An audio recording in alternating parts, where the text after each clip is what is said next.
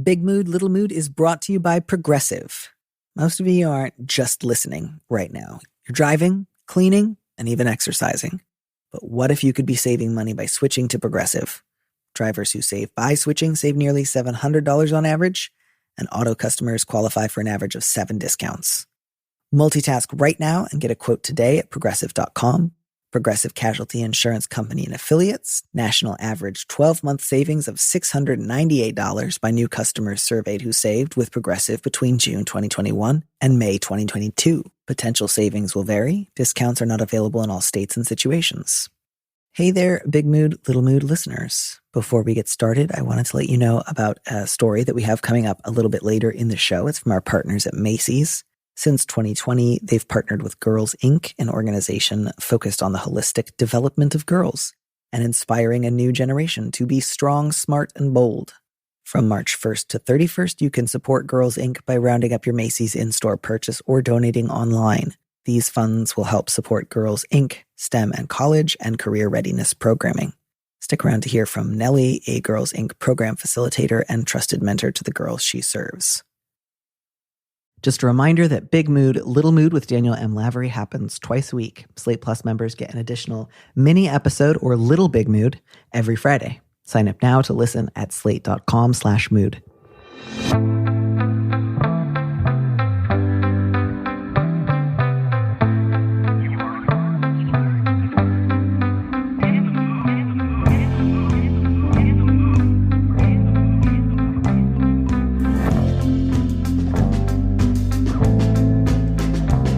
Hello and welcome back to Big Mood, Little Mood. I am your host, Danny M. Lavery, and I wanted to remind you all that on April 4th, Slate will be releasing a book anthology of some of my best Dear Prudence columns. So please do keep an eye out for that. It's available for pre-order now, or starting April 4th will be available for purchase in bookstores and everywhere else.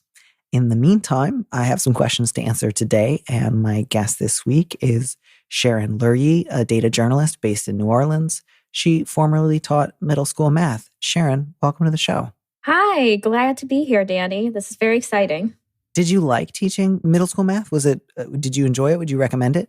Well, I love the kids and I love math. So no-brainer. It was great, right? There were difficulties about it, and I felt that I was not properly prepared or given the right resources. So my particular experience, I would not recommend. But I do love teaching in general. But while I was teaching middle school math, I also founded the student newspaper, and I realized that I was so much more invested in being the advisor for the student newspaper and like editing students' columns about homecoming dance than anything else I was doing. So I took that as a sign that I should go back to journalism. Oh, well, I'm glad to hear that led you down the right path.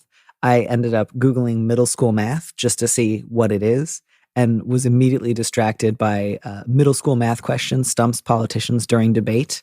And then I got really mad because it was in metric, and I feel like I should have been prepared. Yeah, we didn't do anything with the metric system. Also, middle school was from 5th grade to 8th grade, so it was a huge range of ages because the 5th graders are tiny, tiny children, and the 8th graders are like basically adults already. I've always wondered this. Why is it that some schools start middle school in 5th grade and other normal schools start junior high in 7th grade? I realize I've betrayed my preference just now, but it was actually a K through 8 school. So it's just that like once you got to 5th grade, you got a different uniform and like started having multiple teachers for different periods and stuff. But halfway through the year, we realized that the 5th graders did not know that they were in middle school. Like we had to break it to them because we were like, you guys really should be acting better. You're in middle school. And they were like, no, we're not. We're 5th grade. We're elementary schoolers. And me and the other teachers had to be like, no, you're middle schoolers. That's why your class schedule is different and you have different uniforms. Well, who can blame them? That's, to me, if you put them in a K through 8 school, you can't blame anybody for not understanding.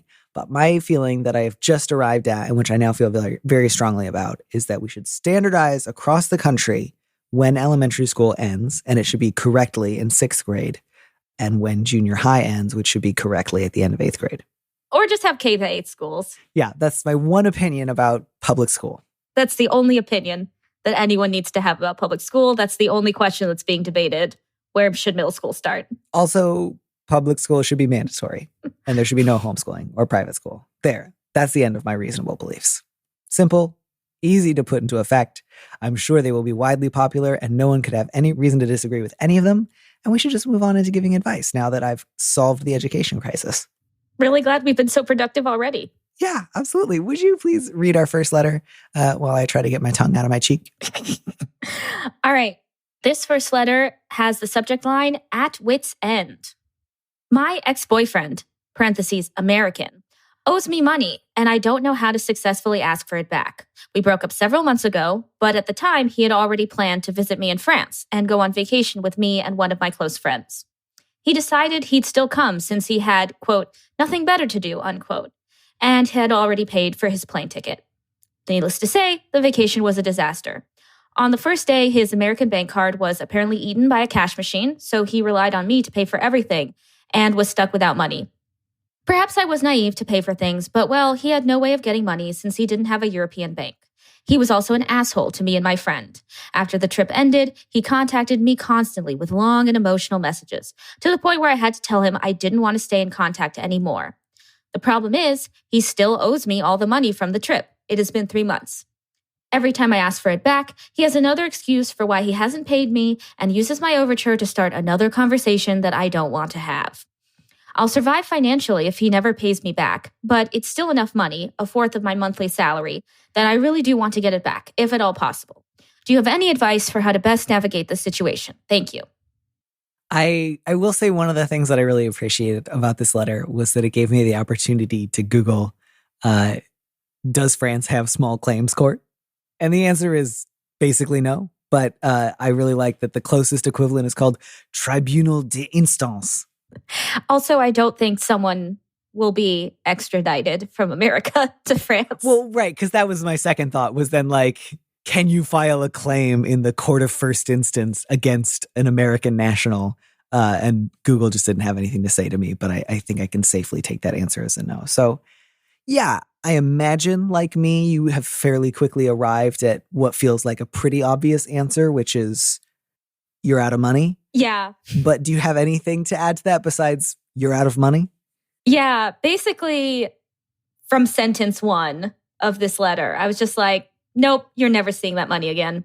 It's not going to happen. You're just out of luck. So it's like, in some way, it's a very open and shut case. I just don't think this person is going to see the money again. That being said, I mean, like, I understand that it's a lot of money. And if they're willing to take something that has like a 5% chance of working, then I could give them some advice with the caveat that I don't think it will work. But, you know, if you want to at least say that you tried everything, you could do this. Well, I want to hear it now. Okay, so basically this is where my experience as a middle school math teacher is relevant, because when I was teaching middle school, a method that I learned was like the broken record method. And, you know, I think in this case, the techniques that you use on teenagers can be used for this ex-boyfriend as well. Okay. But basically, like, if a student just was trying to get me into an argument so that they could keep stalling and not work on math homework, then another teacher suggested that I just use the broken record method, which is basically like, if I give them a direction and they try to argue with me or whatever, I just repeat it. If I'm just like, hey, put that marker down, they might be like, why? Is the marker going to kill me? Like, do you think I'm going to draw all over everything? And like, they're trying to goad me so that I can be like, no, this is the reason that you put the marker down, you blah, blah, blah, blah. It's a distraction. And instead I'm just like, hey, put the marker down. And then they'll try and say something else like, well, like, I have the right to have a marker. And I'll just be like, hey, put the marker down. And just like give them nothing, basically. Just like keep repeating the same direction over and over so that they never have. It's like the opposite of the yes and principle at improv. Like, you're just no-butting them so they have nothing to respond to. And similarly for this guy, you could just literally say the same sentence every single time he ever contacts you, which is, you owe me this amount of money. Here is my Venmo. And then literally, like, every single time he contacts you in any way, do not say anything except that sentence and your Venmo handle, or whatever way he can pay you. I think that also struck me reading this because, it wasn't 100% clear to me whether this is like a guy who had a really specific scam going or if he was just like kind of a jerk who was like willing to exploit a situation once he found himself in it. But like either way, that line about he couldn't pay me back because he doesn't have a European bank immediately was like, what? But like, I don't have a European bank either, but most banks, unless you belong to like an incredibly small local credit union, they're still aware of other countries. Like if you call Chase or Bank of America and you're like, I'm going to be in Europe next month, you could still get your money, even if you, for some reason, lost your card. And as you say too, like there's PayPal and Venmo. There's all kinds of ways to get people money internationally. Like I wish I could go back in time, letter writer, and encourage you when he said that to say, that's the dumbest thing I've ever heard. Let's call your bank and refuse to buy him stuff. But unfortunately, we can't do that. Also, if you lose your bank card in a foreign country, you should probably pause before you go to the Louvre or whatever and just focus all your attention on getting your bank card back. Yeah. Before you do anything else.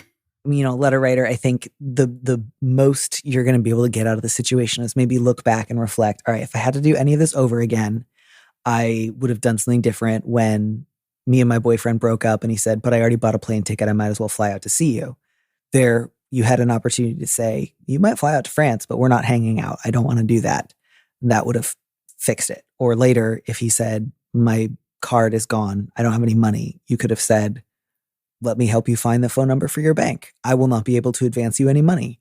That would have also been a better solution for your problem. Or even, do you have PayPal? Give me some money right now. Would have been a better solution. So like there were a lot of different ways you could have avoided this. And you have now learned a valuable lesson in people pleasing. But yeah, the only other thought I had was if it's really like, I really want this money and I want to exhaust all my possibilities, you could do something that I don't recommend, but you could just like email everyone this guy knows, friends, family, exes, former coworkers, find out whatever contact information might be publicly available, look at the people he follows on social media, and just send them messages about how he owes you money in the hopes that you might humiliate him into giving you some money. I don't think it'll work. I think it'll make you look pretty unreasonable. It'll probably look like a big scam. It'll be like, why am I getting all these emails from some French lady about some money you owe her? But you could do it. That would potentially be one last way you could try to get that money. It's just email everyone this guy knows and try to make him feel so embarrassed that he gives you money out of shame. But I don't think it will be effective. Yeah. You could also fly to America, break into his house, and, take the money back. But again, that would be illegal. So also not something I would recommend. There's very few actually recommendable options in this case. Except I do recommend never talking to him again. Yeah, I think the letter writer on some level like included all of these details because they're like, she's a little bit aware. Like, I know if I had this to do over again, I would do a lot differently. And I think that's the most you're going to get out of this situation. So because I don't think it would be super effective, and I think the blowback on you would be unpleasant, it would make you look, pretty unreasonable. I don't think you should blow up this guy's spot and email all his buddies. I think you should block him and never pay for a partner's vacation again. Yeah, in general, my rule is if I lend money to someone, I act like I'm never getting it back. Like just in general, even if it's a nice person that I trust to pay me back, unless I like specifically write up a contract for the loan and like have it signed and have it be a due date with interest and stuff, I'm going to assume if I give someone money, it's nice if they lend it back to me, but I'm never going to see it again. And don't give more money than I would be willing to part with forever. I think there's a reason that that's like pretty standard advice. I think it's probably pretty good. And certainly, I think whenever somebody says you have to lend me money because some emergency just happened and I'm like freaking out, it can feel like, oh my God, it's an emergency. Don't think, just do.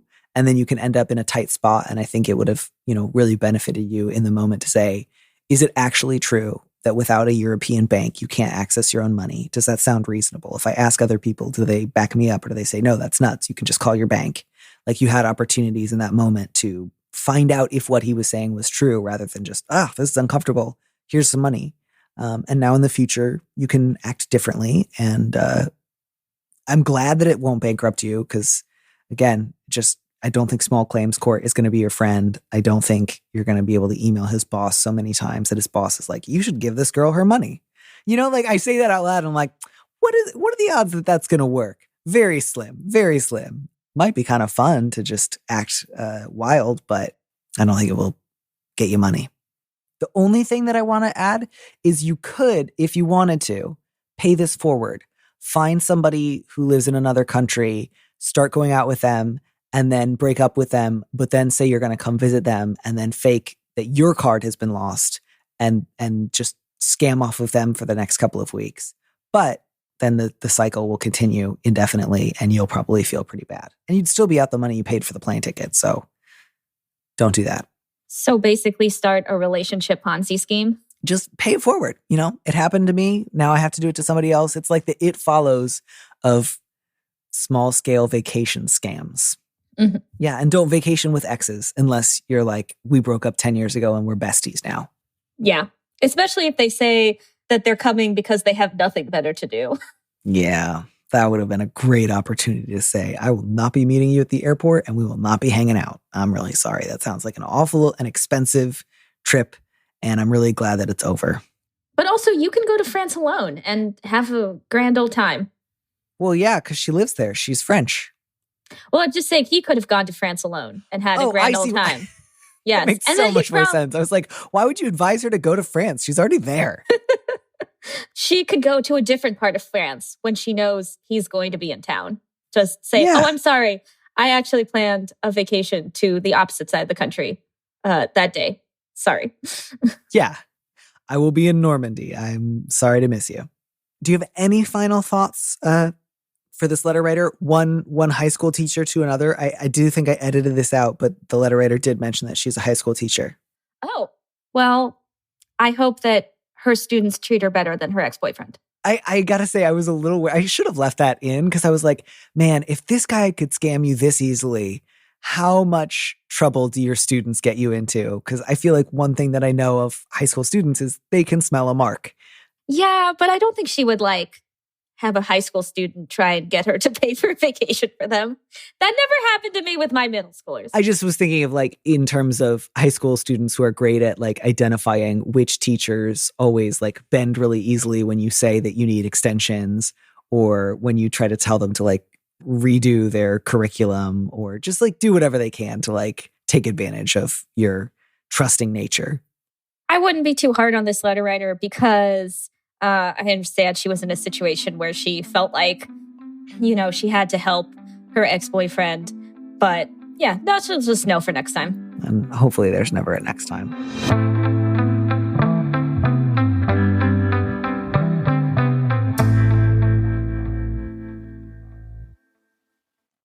Well, friends, if these last few years have taught us anything, it's about how important mental health is to our overall state of well-being.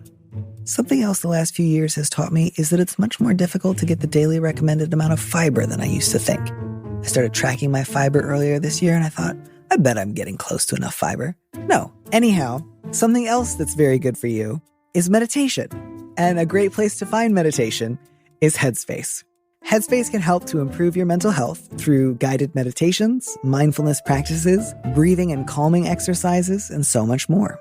With customized, personalized approaches to help you navigate through all of life's moments, big and small, Headspace has helped more than 100 million people worldwide, and they can help you too. Listen up!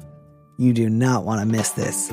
For a limited time, all of you can try Headspace free for 30 days by going to headspace.com/mood30d.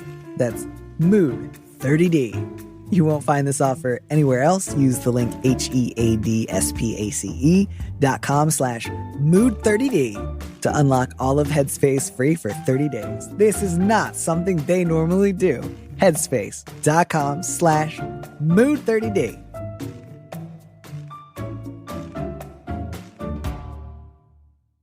This podcast is brought to you by Slate Studios and Macy's. Hey y'all, what's up? It's your girl, Lene Vanille. I'm a writer, creator, and a change maker.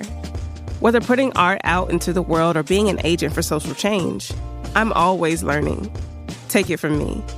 Tech savvy and business skills are just as important as passion and creativity.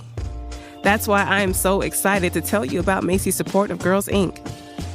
It's an organization that creates safe spaces for girls to navigate economic and social barriers, to grow up healthy, educated, and independent. This mission is something Nellie knows quite a bit about. My name is Nellie Washington, and I am a program facilitator for Girls, Inc. of Long Island. Being a big sister, being a mentor, every day is different with these girls. We talk about everything from self-esteem, self-motivation, self-love. We have summer camps where our girls are able to learn engineering and science. Our girls are building robots. They're connecting with different people in the STEM field. Macy's, they are really what help us do the work that we do. Now these girls have another view of what's possible for them. The impact is far beyond what we can even imagine. Now's the time to support Girls, Inc. and empower a new generation of leaders. This March, Women's History Month, when you round up your purchase at Macy's or donate online, you'll help fund Girls, Inc. STEM and college career readiness programs.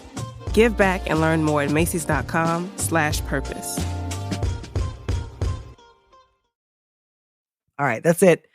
I want to move on because this letter just is too sad. So we will move on to our next letter, which is also sad, but in a different way. And the subject here is, when does her life get to start?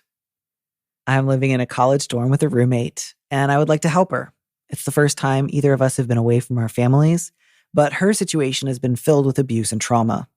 Her mother is an alcoholic who has depended on my roommate to care for her and give her money ever since a young age. My roommate has mostly helped run the house and pay the bills ever since her dad left. She's confided in me that she thought college would bring freedom with it, but she's been sucked back into her mother's toxic cycle. I want to tell her to cut her mom off, but it's not that simple. Her mom can't be depended on to take care of her own bills and rent, even if she's cut off. When my roommate tries to put down boundaries and say she's not sending money after paying the rent, bills, and food delivery, her mom says she will go back to an abusive ex. I understand that addiction is a disease and her mother isn't being cruel on purpose, but my roommate is 18 and working so hard to make her own life. I hate to see her manipulated. My parents say to stay out of it, but my roommate waits tables almost every night and doesn't know what to do besides give in to her mom's demands for money, which she obviously spends on alcohol, to keep her out of an abusive relationship and or homelessness.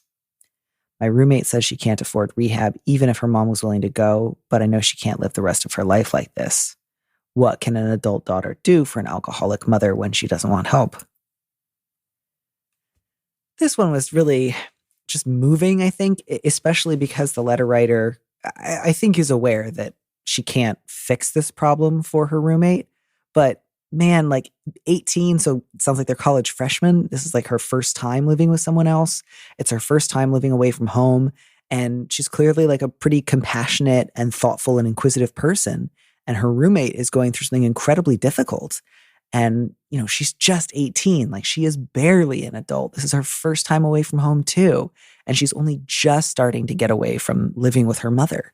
So I really had a lot of empathy for the letter writer. And I can certainly understand why her parents would suggest you can't fix this for her. But I also don't want to say to the letter writer, just totally say, this is your problem. I can't do anything. She'll get help when she's ready. You need to go live your own life. Just like deal with it and move on. Like I want to acknowledge and really like praise the letter writer's sensitivity here. Yeah, I felt the same way that, I felt really a lot of compassion both for the letter writer and for the roommate. And it's obviously just a really, really tough situation, especially when, the people involved are so young and just, starting out independent lives.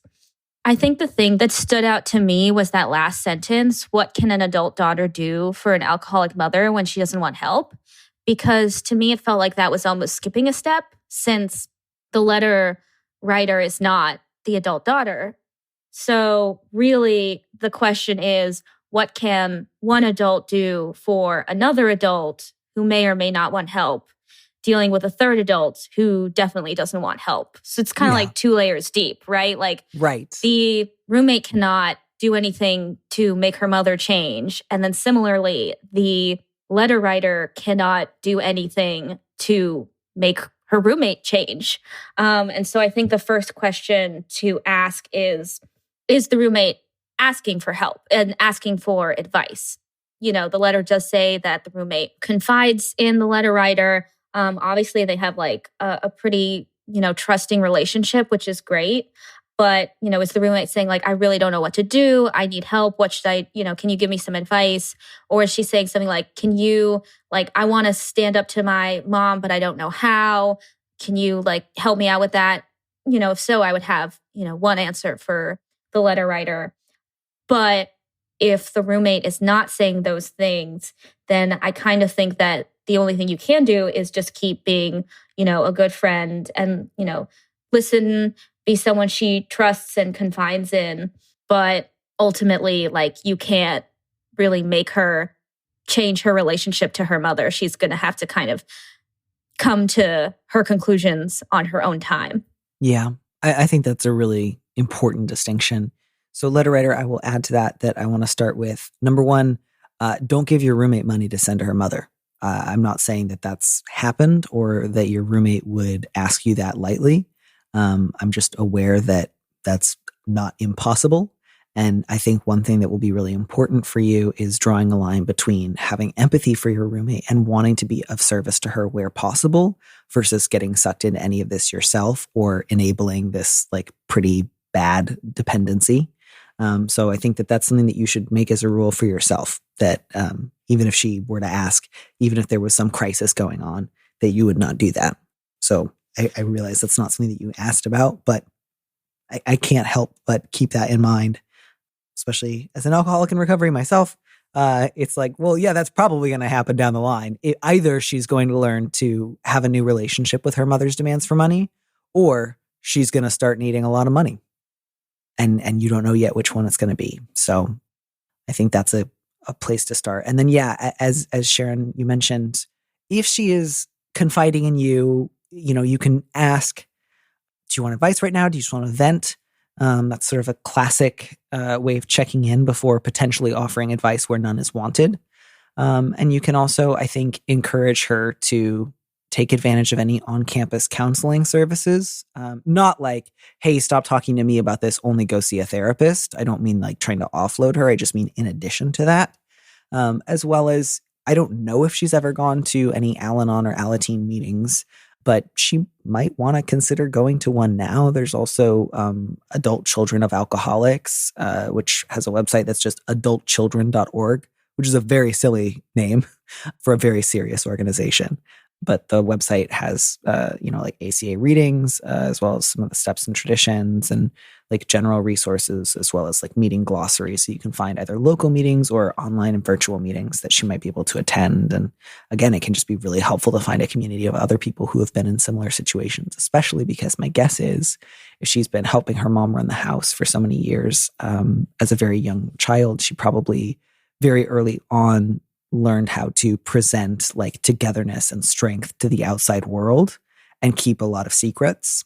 So sometimes what can be really helpful about those meetings is you start to hear things that you thought only ever happened to you and that were too shameful to ever discuss with anybody else. And you realize, oh, that's not just me. I'm not alone. That is something other people have to deal with. And that might be really useful. Again, can't make her if she doesn't want to go. And certainly if you ask and she says, no, I just wanted to share, I don't want any suggestions, don't push it. But that might be one area where you're able to like point her in a direction of more targeted support than just one well-meaning roommate can give her.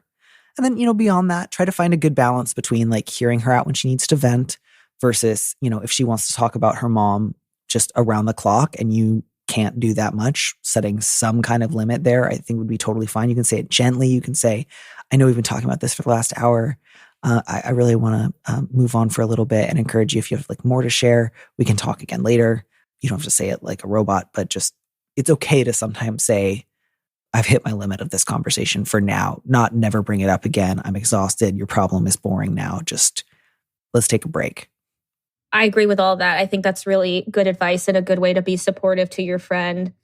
And I'd also add, if your friend does say something to you like, I really want to, cut off my mom or stop giving her money, but then she'll go back to her abusive ex, like you can tell her that actually what the choice of whether or not she goes back to her abusive ex has nothing to do with you.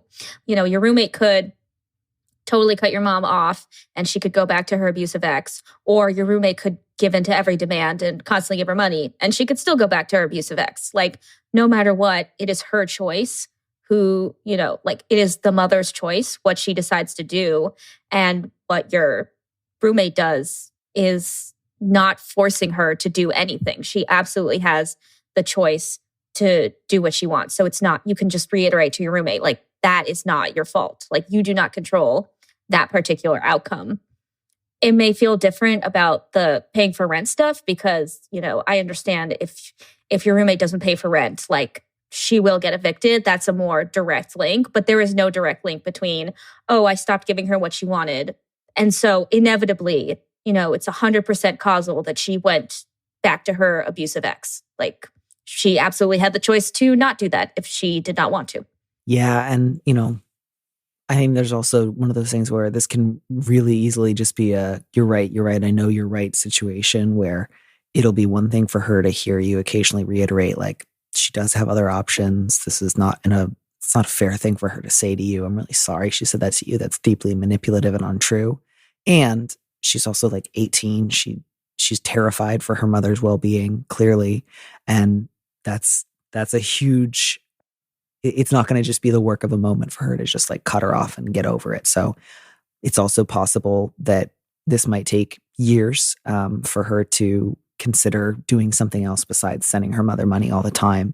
And so just like for your roommate, one of the questions she has to answer is, how can I develop a sane, stable, peaceful life that does not depend upon my mother getting sober?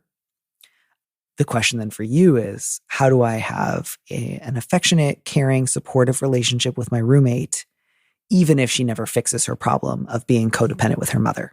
How will I make sure I don't take all that on for myself, try to manage it for her, try to fix the situation for her, attempt to tell her what to do all the time?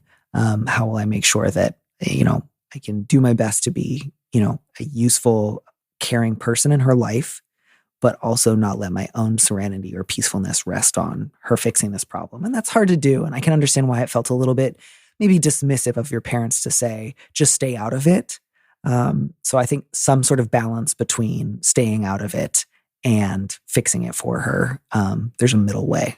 Yeah, I agree. I think when your parents told you to stay out of it, they're primarily caring about you and like making sure that you set the right boundaries, because you could also get, the letter writer could also get really, hurt and sucked into a very, toxic situation. Not that I'm saying that's like definitely going to happen, but like I can understand why your parents were concerned and felt like, okay, safest thing is for you to just not say anything. But I think you can continue to like be, a good friend, someone that your roommate feels that they can trust and confide in. And at the same time, just accept that like your roommate is only just now for the first time ever, like living on her own and just starting to break free of these sort of toxic cycles. And so it's going to take time, right? And it will happen on her own time.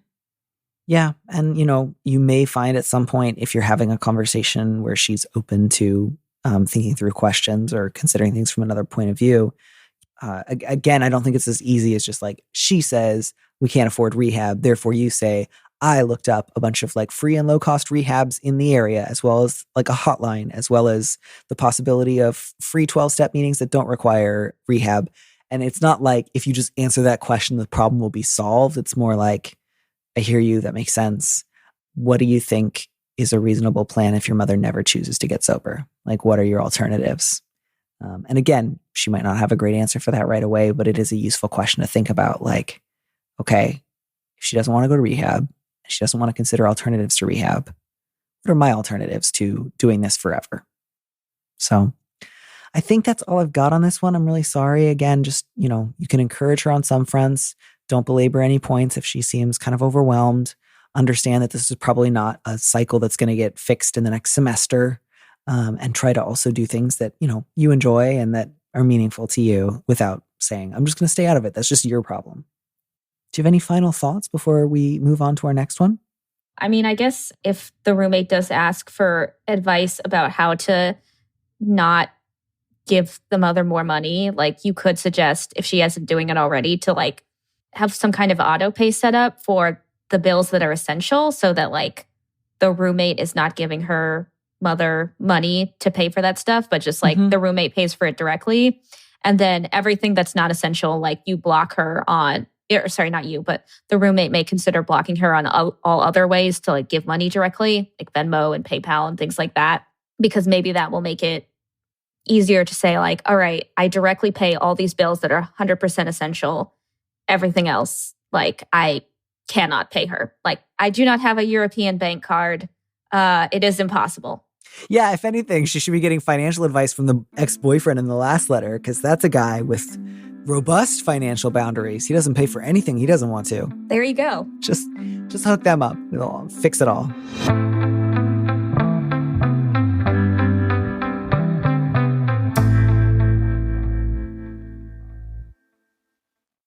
This podcast is brought to you by Progressive Insurance. Most of you listening right now are probably multitasking. Yep, when you're listening, you're probably also driving, cleaning, exercising, or maybe even grocery shopping. But if you're not in some kind of moving vehicle, there's something you can be doing right now. Getting an auto quote from Progressive Insurance. It's easy, and you could save money by doing it right now from your phone. Drivers who save by switching to Progressive save nearly $700 on average, and auto customers qualify for an average of 7 discounts. Discounts for having multiple vehicles on your policy, being a homeowner, and more. So just like your favorite podcast, Progressive will be with you 24/7, 365 days a year, so you're protected no matter what. Multitask right now. Quote your car insurance at Progressive.com to join the over 29 million drivers who trust Progressive. Progressive Casualty Insurance Company and Affiliates. National average 12-month savings of $698 by new customers surveyed who saved with Progressive between June 2021 and May 2022. Potential savings will vary. Discounts not available in all states and situations. Hey everybody, it's Tim Heidecker. You know me, Tim and Eric, Bridesmaids, and Fantastic Four. I'd like to personally invite you to listen to Office Hours Live with me and my co-hosts, DJ Doug Pound. Hello. And Vic Berger. Howdy. Every week we bring you laughs, fun, games, and lots of other surprises. It's live. We take your Zoom calls. Music. We love having fun. Excuse me? Songs. Vic said something. Songs. Music. I like having fun. I like to laugh. I like to meet people who can make me laugh. Please subscribe now. Are you interested in hearing an update from a letter writer? Ooh, This yes. is a fake question because I don't care if you say no. I'm very excited. How dare you? So this is an update from a letter writer from a few weeks ago. The subject was Resentfully In Love, and this was from somebody who was themselves primarily interested in monogamy, but were in love with a guy who was polyamorous. So I remember this one. I do too. So, I mean, obviously I do. I recorded it and it was a few weeks ago. It would be weirder if I didn't. Here we go. In the words of another share, way harsh, Ty. But thank you for telling me to snap out of it.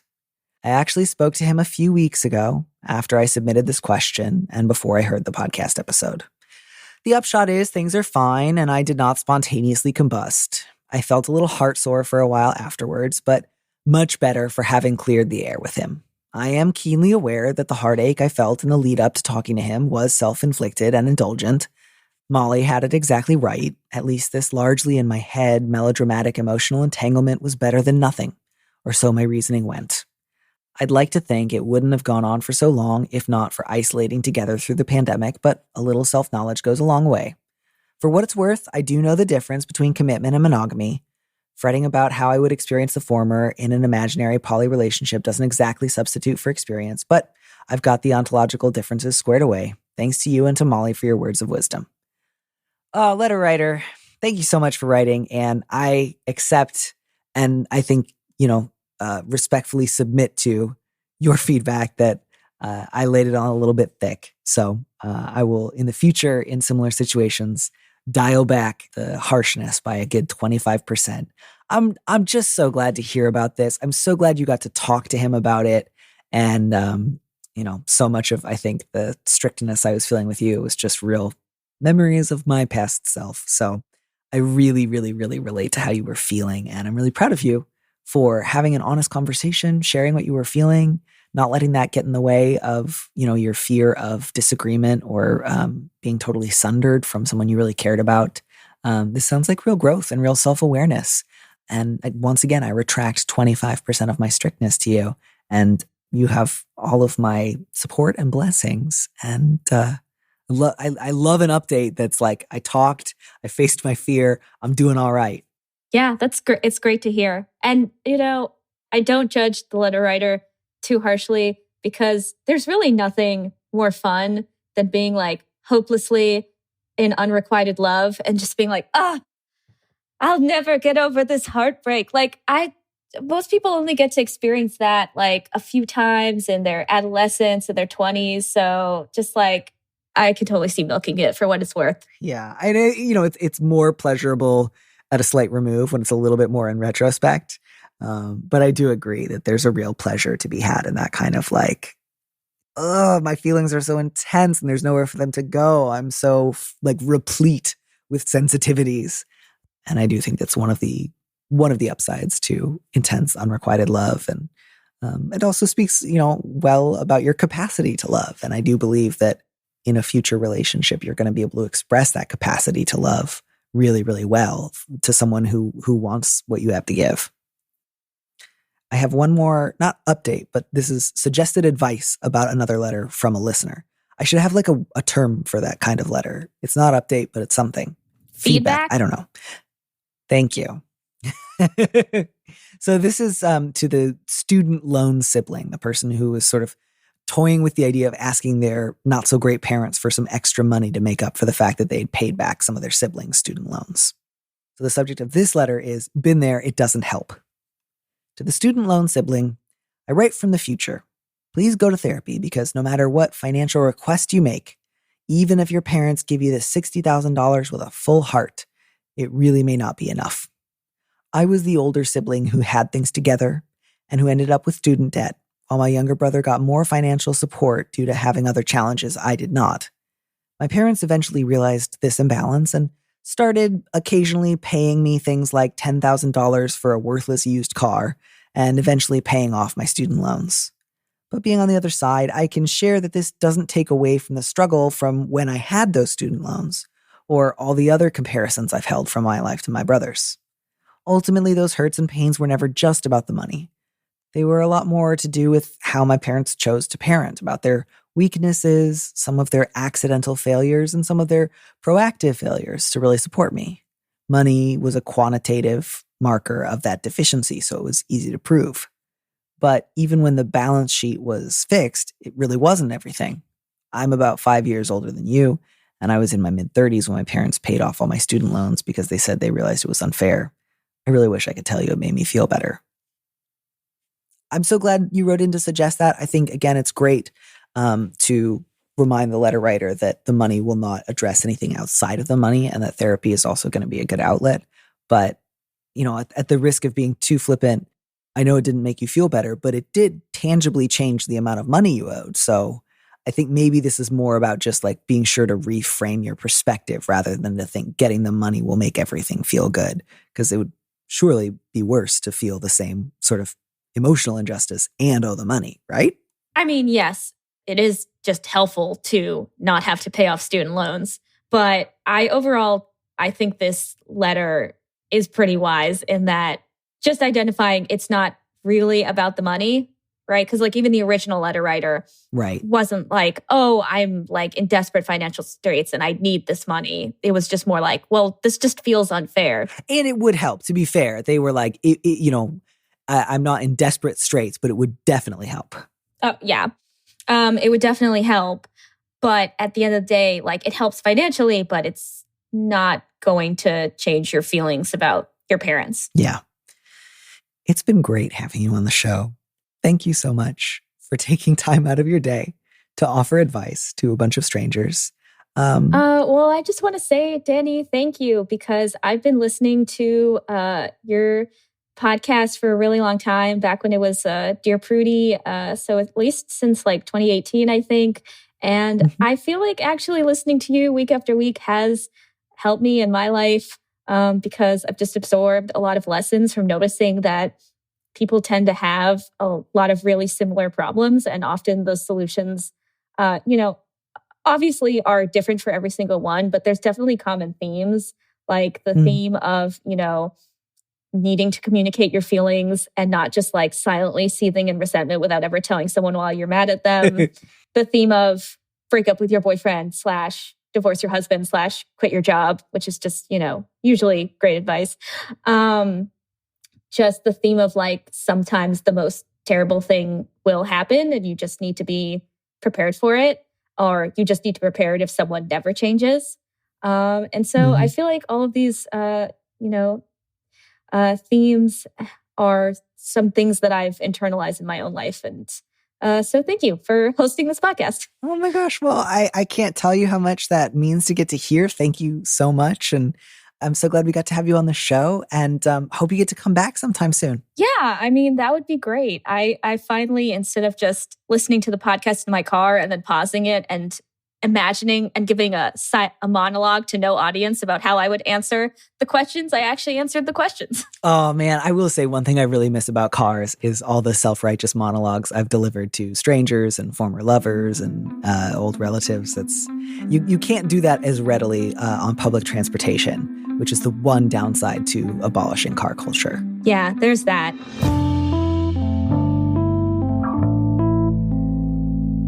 Before I let the rest of you go, I'm going to read one letter briefly and put out a call for answers from you. This is the sort of question I come across not infrequently. I don't always know exactly how to advise a letter writer. So if there's anybody, especially anyone with sort of medical or public health expertise, but also just anyone familiar with the sort of dynamics involved here who have any thoughts they think might be helpful to the letter writer, please write in, let me know, and I will read them on the air. So the subject is mad about masking. Long-time listener, first-time caller. I work in a public-facing job at a large private university. I've worked here for a year now, and I'm struggling with masking. Half my coworkers wear masks, but only about 10% of the students and other people on campus do. The university has rolled back all COVID safety measures, including testing. They say they'll bring back restrictions if COVID gets worse, but if they're not testing the community, how will they even know? Being out of step on this makes me feel resentful of everyone around me. I don't want to be sitting at my desk, quietly seething at 19-year-olds who I know ultimately are not to blame as much as the administration and society at large. The resentment doesn't make me feel good, and it's not in line with my values. At the same time, I think that I'm justified in being angry about the way that the powers that be have abandoned any effort at COVID safety. I'm working on an article for the campus newspaper about my concerns. I've brought it up as a workplace safety issue with my union rep, and I've been talking to my therapist and friends about it. I know the right attitude is to be angry with those in power, but it's hard not to be frustrated with the people I see every day. How can I keep my anger focused upward and try to have a greater spirit of generosity toward those around me? So if you have any thoughts and feelings on the subject that you think would be useful, emphasis on think would be useful, not just I am also mad and I want to be mad with you, which I can absolutely understand and relate to, but I do want to try to give this letter writer advice rather than just a chorus of me too. So thank you again and see you soon.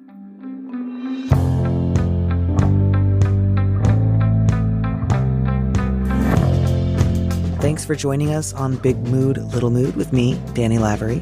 Our producer is Phil Surkis, who also composed our theme music. Don't miss an episode of the show. Head to slate.com/mood to sign up to subscribe or hit the subscribe button on whatever platform you're using right now. Thanks. Also, please leave us a review on Apple Podcasts. We'd love to know what you think. If you want more Big Mood, Little Mood, you should join Slate Plus, Slate's membership program. Members get an extra episode of Big Mood, Little Mood every Friday, and you'll get to hear more advice or conversations with our guest. And as a Slate Plus member, you'll also be supporting the show. Go to slate.com/Mood Plus to sign up. It's just $15 for your first 3 months. If you'd like me to read your letter on the show, maybe you need a little advice, maybe you need some big advice, head to slate.com/mood to find our Big Mood, Little Mood listener question form, or find a link in the description on the platform you're using right now. Thanks for listening.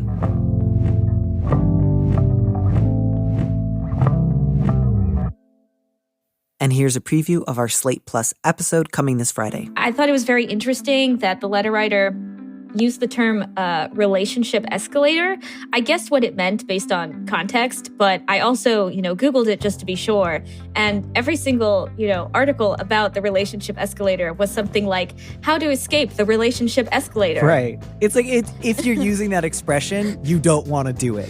Right. It's like, so maybe she meant it neutrally, but I also sensed a bit of ambivalence of like, do you want to be on this escalator? Would you prefer to stay on the same floor? Right.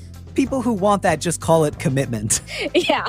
To listen to the rest of that conversation, join Slate Plus now at slate.com/mood.